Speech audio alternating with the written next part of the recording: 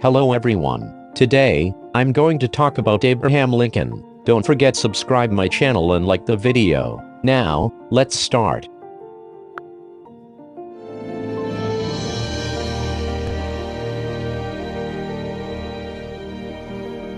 Fourscore-and-7 years ago, our fathers brought forth on this continent a new nation, conceived in liberty and dedicated to the proposition that all men are created equal.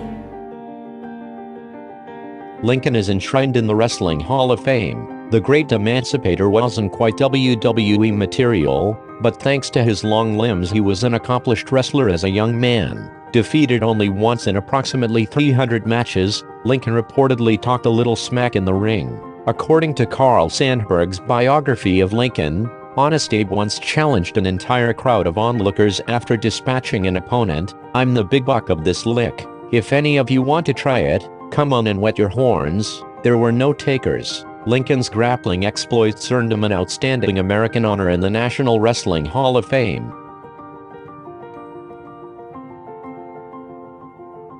Lincoln created the Secret Service hours before his assassination. On April 14, 1865, Lincoln signed legislation creating the U.S. Secret Service. That evening, he was shot at Ford's Theater. Even if the Secret Service had been established earlier, it wouldn't have saved Lincoln. The original mission of the law enforcement agency was to combat widespread currency counterfeiting. It was not until 1901, after the killing of two other presidents, that the Secret Service was formally assigned to protect the Commander-in-Chief.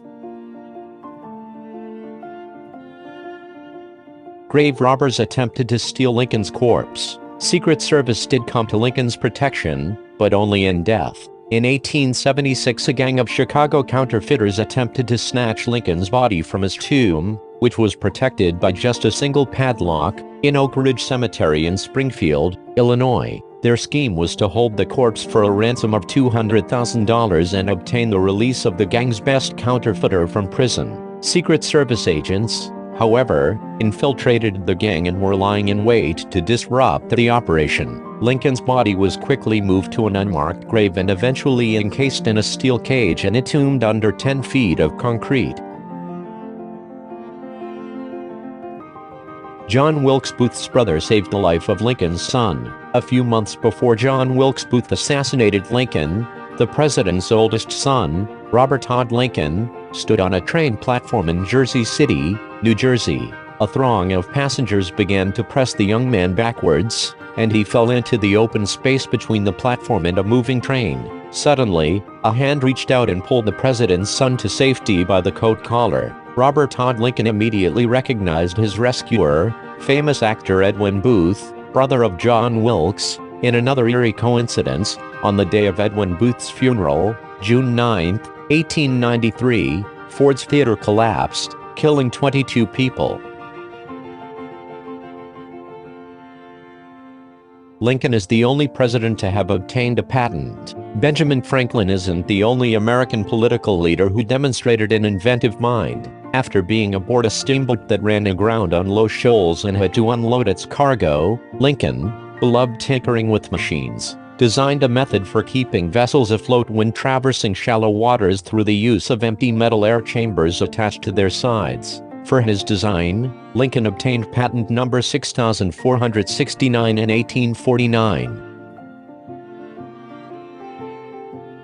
Lincoln personally test-fired rifles outside the White House. Lincoln was a hands-on commander-in-chief who, given his passion for gadgetry, was keenly interested in the artillery used by his Union troops during the Civil War. Lincoln attended artillery and cannon tests and met at the White House with inventors demonstrating military prototypes. Although there was a standing order against firing weapons in the District of Columbia, Lincoln even test-fired muskets and repeating rifles on the grassy expanses around the White House, now known as the Ellipse and the National Mall. Lincoln came under enemy fire on a Civil War battlefield when Confederate troops attacked Washington, D.C. In July 1864, Lincoln visited the front lines at Fort Stevens on 2 days of the battle, which the Union ultimately won. At one point the gunfire came dangerously close to the president. Legend has it that Colonel Oliver Wendell Holmes Jr., a future Supreme Court justice, barked, "Get down, you fool." Lincoln ducked down from the fort's parapet and left the battlefield unharmed. Lincoln didn't move to Illinois until he was 21. Illinois may be known as the land of Lincoln, but it was in Indiana that the 16th president spent his formative years. Lincoln was born in a Kentucky log cabin in 1809, and in 1816 his father, Thomas, moved the family across the Ohio River to a 160-acre plot in southern Indiana. Lincoln did not migrate to Illinois until 1830.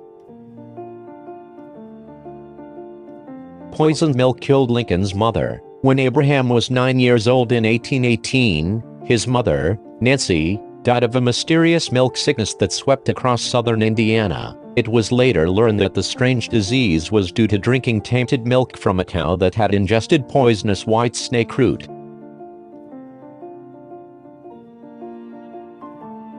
Lincoln never slept in the Lincoln bedroom. When he occupied the White House, the 16th president used the current Lincoln bedroom as his personal office. It was there that he met with cabinet members and signed documents, including the Emancipation Proclamation.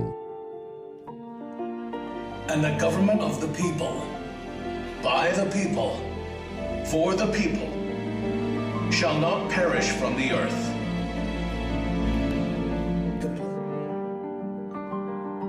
Thank you for watching. Please subscribe my channel and like the video.